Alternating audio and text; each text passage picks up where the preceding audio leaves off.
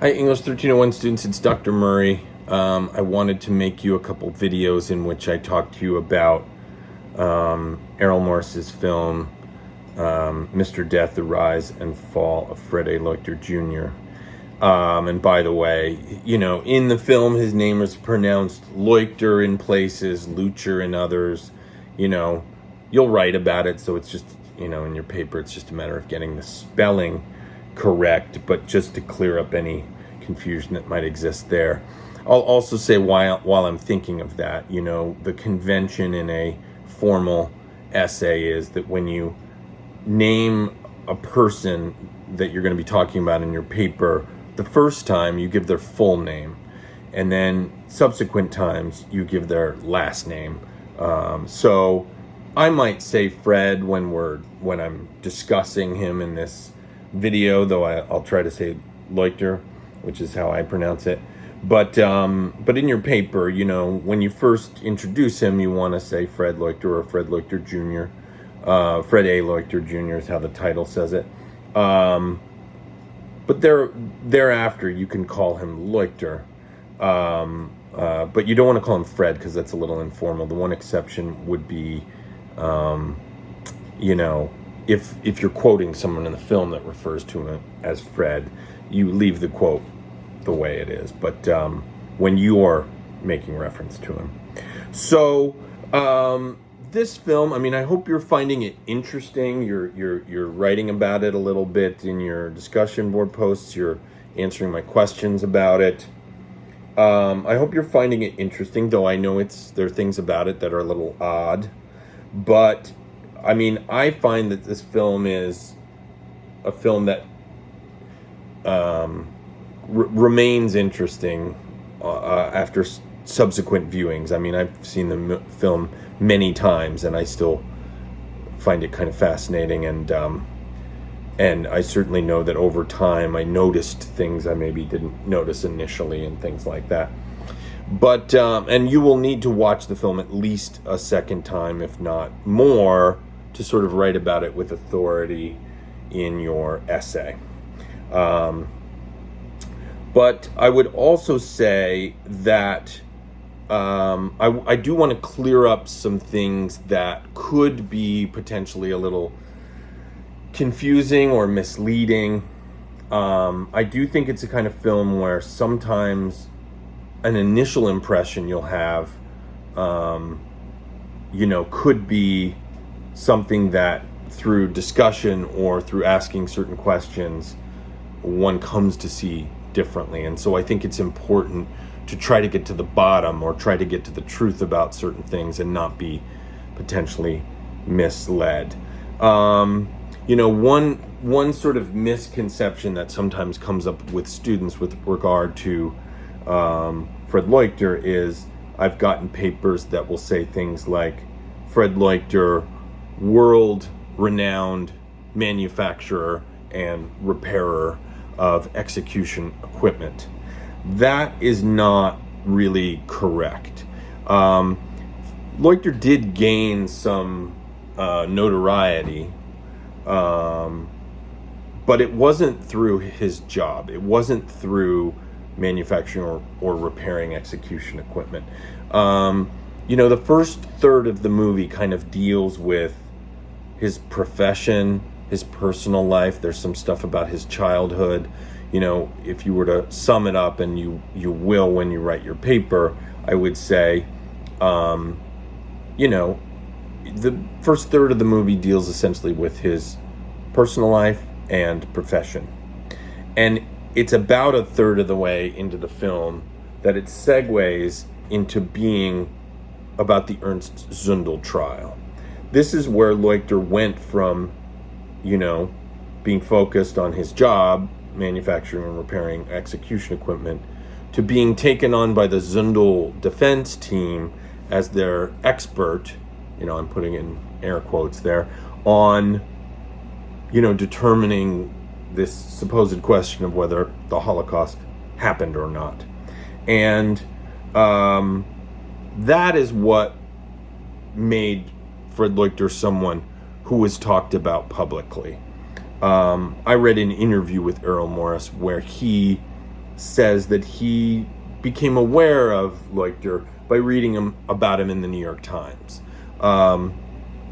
It's because I think that trial in Canada did stir up some conversation, even though it wasn't in the United States, in just sort of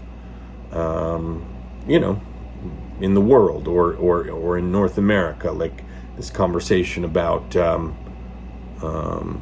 the implications of these claims that Zundel initially was making, and that Leuchter then helped him to try to bolster those claims about the Holocaust. So that's how Leuchter became well known. Previous to that, he was just an anonymous citizen working his job. We find out he's married, he's living his life, etc.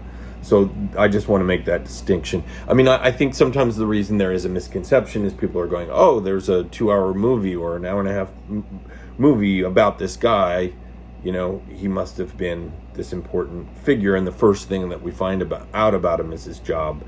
But he was not well known for his job. I mean, in fact, I've never met anybody that has that job, and I wonder how many people do have that job, because it sounds like some of these prisons, but by Leuchter's own description, were looking for somebody to do these things, and they they just find out that he worked on the electric chair in one place, and they want to hire him to do the lethal injection machine in another state, which sounds like they don't have a lot of choices, because I wouldn't be that surprised if it's not the most sought after job in the world, building these execution machines or whatever. So that was a first thing I wanted to address. The next thing I wanted to talk about is the first question on your sheet of questions, which I have open here. If you want to open those, pause this video and go open those and read along with me, you can. But it's basically this, Leuchter basically says that he got into the field of manufacturing or of repairing execution equipment because of his humanitarian concern for those being executed. And he tells some stories about some people who were executed using what he believed was subpar equipment. He tells us some of these old electric chairs, were decades old. Some of them, he says, seemed like maybe they were even built by inmates who didn't know that much what they were doing. He says that he tells the story of one guy who, when they went to electrocute him, his head caught on fire. He tells the stories about somebody that was sort of half executed or half electrocuted, like wounded, but didn't die. And now, torture is illegal. Torture is not, you can have your opinion about the death penalty. Some states in the United States, death penalty is illegal. Some states don't have the death penalty. Some do. Even within a state, let's say, that does, there's some citizens who oppose it, some that are for it. People can have their opinions. But most people would agree, most reasonable people would agree, that torture is not on the table. That, back in the Middle Ages, maybe, or the Spanish Inquisition or things like that, torture used to be something that we would do to people if they committed a crime. I'm not saying it doesn't ever happen, but it's illegal. It's not supposed to happen. And if a prison, tortures people, the people responsible are supposed to be prosecuted. The practice of it is supposed to be stopped. Maybe even the victims of it are supposed to be given some sort of compensation, etc. So for that reason, I guess I would say, even though some of the people we're talking about who might be not just criminals, but people guilty of murder, maybe even serial killers or who knows what, even if they're going to be executed, most people, their assumption is not that they're going to be tortured.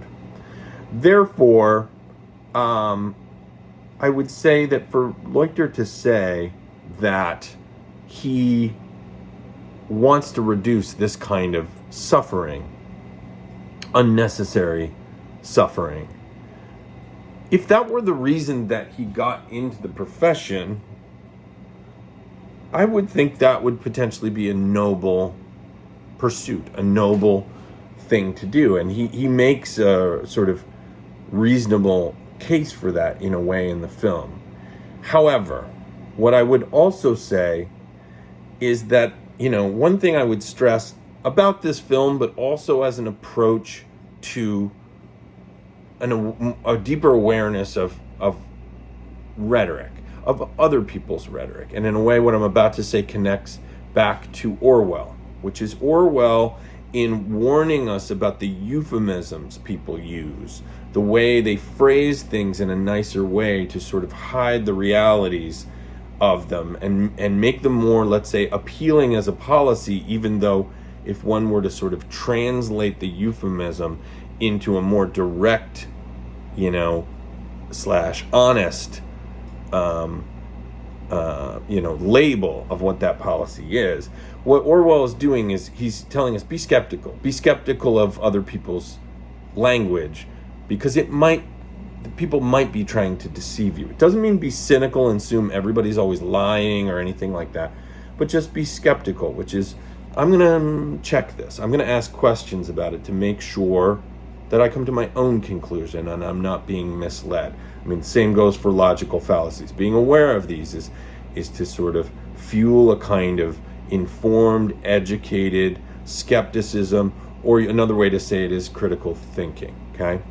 In the same way, when Fred Leuchter makes these assertions that he got into this profession for humanitarian reasons, one question I would ask is there anything else in the film that would suggest that there might be other reasons he got into this profession? Because noble as that makes him sound, remember that he does tell us that his father worked in prisons when he was a child, and his father used to take him to work. And, Fred tells us about the fact that some prison inmates taught him things like picking locks and cracking safes and things like that.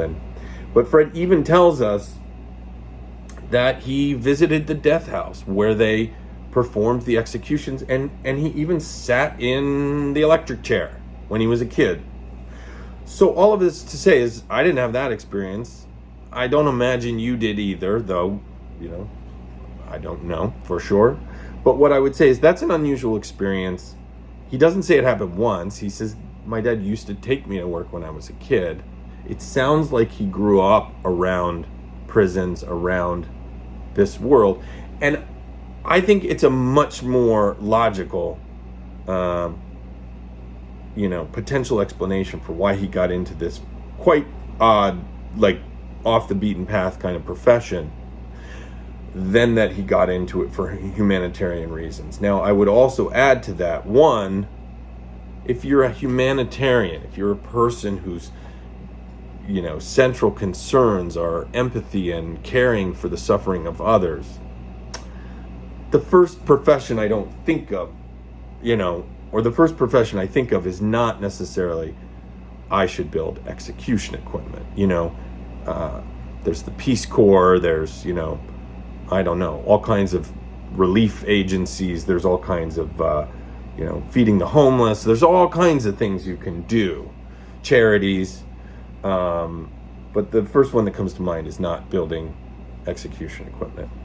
I would also add to that, there are some ways that he talks about those who are executed that raise questions about his views of people, of human beings. I'm thinking particularly when he gives an image of the way that the flesh comes off the bone like meat off a chicken bone when he's describing someone being executed. It's an odd way to talk about a human being.